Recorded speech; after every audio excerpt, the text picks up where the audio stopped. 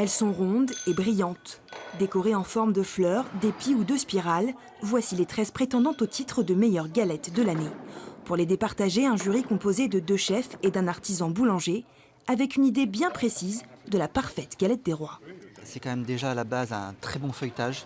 Un feuilletage voilà, qui n'est pas pâteux, qui est léger. Et puis le frangipane, il faut qu'elle soit gourmande et en même temps assez aérienne. Voilà, pour qu'on puisse en manger au moins pendant un mois.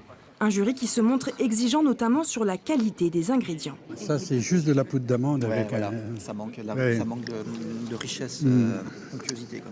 Autre critère, celui du prix. À la frangipane ou à la pâte d'amande, pour séduire la galette, doit surtout rester abordable. On est sur une fourchette entre 12 et 25 euros. Moi, je pense que 15, on est sur un prix où on peut faire une très bonne galette. Et 15 euros pour 6 personnes, la galette. Je pense que c'est le juste prix. Après une courte délibération, le vainqueur est désigné à l'unanimité. Au point de vue esthétique, c'est pas forcément la plus belle, mais au niveau de la dégustation, ce qui est quand même le plus important, il y a un équilibre entre le feuilletage qui est très fin et la garniture qui est aussi très fine, très onctueuse et très goûteuse. Grégory Cordier vend en moyenne 250 galettes tous les ans. Ce prix, c'est l'occasion d'attirer plus de clients.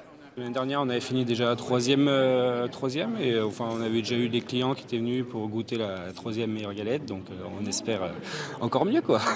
Une galette des rois qui traverse les âges sans prendre une ride. Tous les ans, il s'en écoule près de 20 millions dans l'Hexagone.